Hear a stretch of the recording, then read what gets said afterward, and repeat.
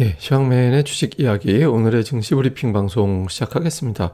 오늘 양시장이 좀 제법 밀렸는데 기본적으로는 이제 그 미국의 통화정책 회의가 예정되어 있기 때문에 보통 이제 일반적으로 통화정책 회의는 그냥 뻔한 이벤트 이렇게도 인식이 되긴 하지만 이번 같은 경우는 작년도 이후에 이어지던 그 경기부양책, 그 돈을 많이 풀었던 그런 정책에서 이제 일부가 좀 후퇴되기 시작하는 그런 단계잖아요. 그래서 저렇게 후퇴됐을 때 과연 시장의 반응이 어떻게 될까? 이 부분에 대해서 이제 투자자들이 좀 궁금해 하거든요. 그러니까 궁금해 할 때는 그걸 갖다 이제 불확실성이라고 그러죠. 그러니까 자신감 있게 매수하기는 좀 쉽지 않았다. 뭐 이런 어떤 정서들이 좀 있었던 것 같고요. 그 다음에 이제 아시아 증시가 전반적으로 좀 빠진 점도, 그러니까 오늘 뭐 중국을 비롯해서 대부분의 아시아 증시가 다 빠졌거든요. 뭐, 뭐 핑계는 다 제각각입니다. 뭐 이유는 다 제각각이긴 했는데 어쨌든 전반적으로 좀 밀리면서 이게 좀 단기적으로는 시장이 올라가기 어렵겠구나 분위기상. 그러니까 뭐 이런 어떤 정서들이 좀 있었죠. 그리고 외국인들도 좀 매도를 했고 그래서 이제 외부적인 해외 쪽 요인으로는 오늘 시장이 좀 올라가기에는 쉽지 않았다. 투자들이 이런 생각을 갖고 있었다라는 거고요. 그리고 다만 이제 낙폭이 또 엄청나게 크지는 않았던 게, 그러니까 유가 하락과 국채금리 하락이 뭐 두 가지 측면이 다 되죠. 그러니까 하나는 유가가 빠졌다, 국채금리 빠졌다. 좋게 보면 인플레이션에 대한 어떤 스트레스가 좀 줄어들었구나 이런 해석도 가능하지만, 나쁘게 보면 이제 경기에 대한 걱정을 좀 하고 있는 거 아닌가? 그러니까 이런 어떤 해석도 일부에서는 하거든요. 그래서 이 좀 양쪽이 좀 충돌하는 그런 재료가 되죠. 근데 당장은 뭐 인플레이션 걱정을 좀 많이 했었기 때문에, 그러니까 유가나 국채금리 하락한 거는 뭐 시장에서는 그래도 좀 중립 정도 재료는 됐던 거였다. 이 정도로 볼 수 있겠고요. 근데 이제 다만 이제 이런 어떤 국면에서 조금 이제 특징적인 게 뭐가 있었냐면, 오늘 움직인 종목들이 기존에 뭐 인플레이션으로 이제 이슈 국면에서 강했던 종목군들, 예를 들어서 뭐 철강이라든가 이런 종목들, 그다음에 뭐 금융주도 인플레이션 국면에서 강했던 종목이긴 합니다만은 뭐 이런 종목들이라든가 또는 그런 불확실성 국면에서는 좀 올라야지라고 했던 게 이제 상대적으로 메타버스 이런 게 뭐 인플레이션 논란에서 자유로우니까 그런 쪽에 이제 매수가 집중됐다가, 오늘 같은 경우는 그러니까 실적 발표 이후에 IT 기업들이 좀 올라갔잖아요. 그래서 관심이 인플레이션에서 실적 대비 못 오르는 종목으로 좀 이동하는 그런 현상이 나타났던 것 같습니다. 그래서 지수는 하락 종목수가 압도적으로 많긴 했는데, 이런 종목군들이 하필이면 이제 전차군단 쪽, 특히 이제 IT 쪽에 집중되다 보니까 지수 낙폭을 그렇게 심각하게 만들어내지는 않는 뭐 그 정도 흐름이었던 것 같습니다. 그리고 수급에서는 양 주체가 이제 모두 팔았고 매도했는데, 다만 이제 전차 군단 IT와 자동차를 매수를 했는데, 다만 또 그 IT와 자동차 내에서도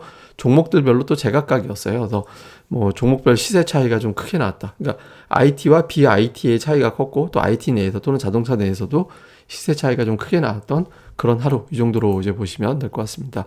코스피 지수를 좀 차트로 보면 3050 갇히고 나서 이제 조금 밀리더니 오늘 이제 5일선까지 내려가 버린 상태고, 3000포인트를 위협하는, 동시효과에 더 빠져버려서 3000포인트를 위협하는 형태가 됐잖아요. 이게 사실 별로 좋지는 않아요. 왜냐면 고점이 이렇게 낮아지는 추세가 되고 있잖아요.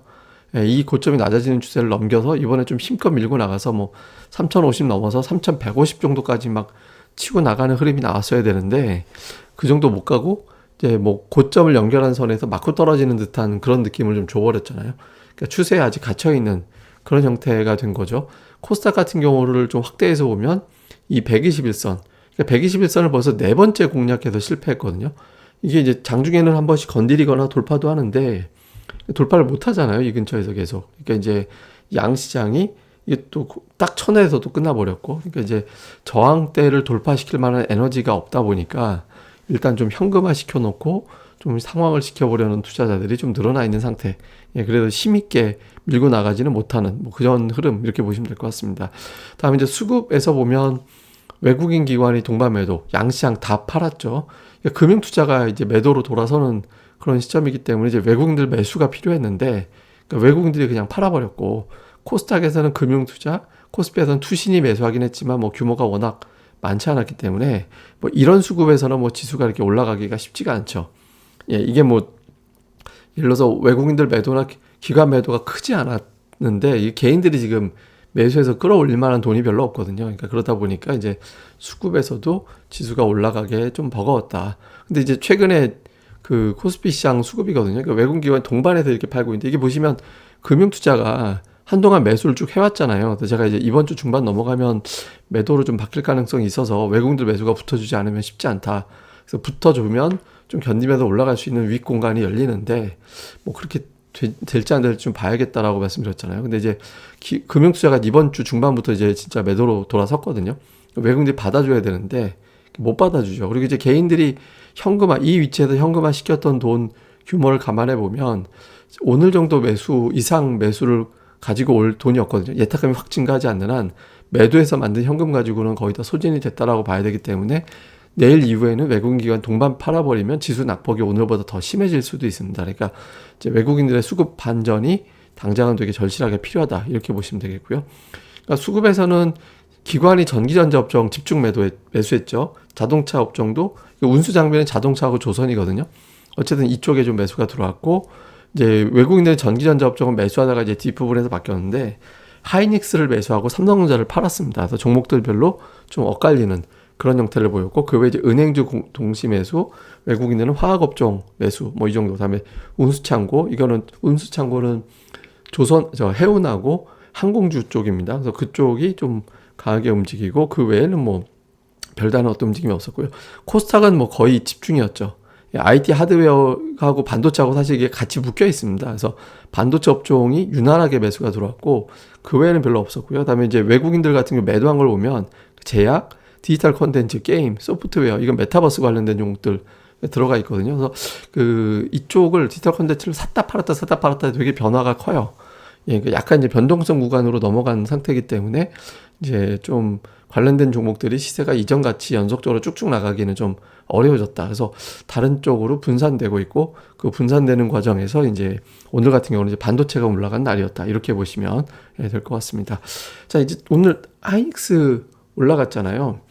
그 IT 기업들 그리고 오늘 기아도 좀 강했죠. 그래서 이 종목들이 왜 강했을까라고 생각을 해보면 실적 발표 이후에 긍정적인 평가가 나와서 당연히 올랐겠죠. 근데 저는 조금 다른 시각으로도 보는데 이제 하나는 뭐냐면 제가 이제 지난 주말 증시전망대에서도 한번 보여드렸던 건데 이제 중국의 미세먼지 그 데이터를 자꾸 볼 필요가 있다라고 제가 말씀드리고 있잖아요. 왜냐하면 미세먼지량이 늘어나면 저게 이제 중국의 공장 가동이 올라가는 거고 그렇게 되면 이제 전력난이 좀 해소됐다라는 신호로 볼 수 있거든요. 그럼 공급망이 좀 풀리는 게 되죠. 이게 사실 미세먼지가 참 나쁜 건데 한편으로 보면 또 그런 이러지도 저러기도 애매해요. 저는 사실 그냥 그래도 하늘이 맑았으면 좋겠다 뭐 그쪽이긴 한데요. 근데 어쨌든 미세먼지량이 늘어났다라는 거는 중국의 공장 가동률이 좀 올라갔을 확률이 높다라고 보거든요. 그러니까 난방만 가지고 저 정도까지 늘지는 않았을 것 같아요. 예, 그래서 이제 조금씩 공급망 문제가 완화가 되고 있다라는 게 있고 또 하나 그렇게 볼 수 있는 게 이게 이제 말레이시아 확진자 추이 제가 지난번에도 한번 보여드렸던 거죠. 말레이시아 확진자가 줄어들게 되면 이게 차량용 반도체 만드는 데잖아요. 그러니까 이게 공장 가동률이 역시 여기서 올라갔을 수 있거든요. 그래서 향후에 이제 그 반도체 부족에 따른 그 이제 공장 가동이 떨어지는 그런 현상이 완화될 수 있다라는 기대감이 조금씩 높아진 것 같고 그 중심에 이제 반도체 기업과 자동차 기업이 있잖아요. 그래서 오늘 이제 그런 쪽에 좀 주목을 해서 두 종목군들이 좀 시장 대비 좀 강하게 움직였던 거였던 것 같습니다. 근데 하이닉스 추세를 보면 중요한 자리는 돌파를 했어요. 61선 돌파했잖아요. 제가 이제 61선이 되게 중요하다라고 말씀을 드렸고, 그래서 그 선 돌파한 것은 물론이고 9월 고점 언저리까지 올라왔거든요. 그래서 이렇게 보면 야, 이게 61선 뚫고 나갔으니 드디어 이제 추세를 뒤집나 보다. 이 61선이 굉장히 저항으로 작용했던 거기 때문에 이제 강하게 올라가기 시작하나 보다. 이게 이제 지난번에 PBR 때문에 이 정도 됐을 때 하이닉스가 바닥이다라고 생각하는 투자들이 있을 것이다.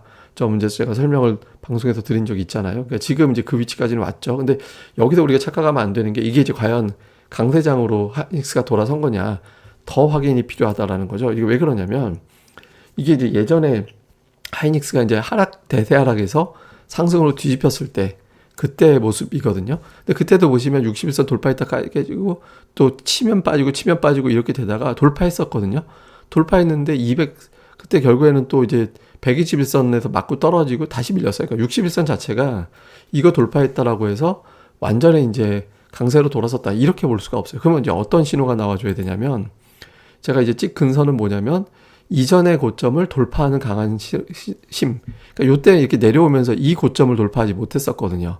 이 고점 돌파하지 못했었는데 이때 조정이 나오면서 요 고점을 여기서 돌파해버리고 그 다음에 이 고점까지 돌파를 해버렸잖아요. 그러니까 연이어서 그 전에 고점을 크게 따박따박 이제 돌파해 나가는 그런 움직임들이 좀 필요하거든요.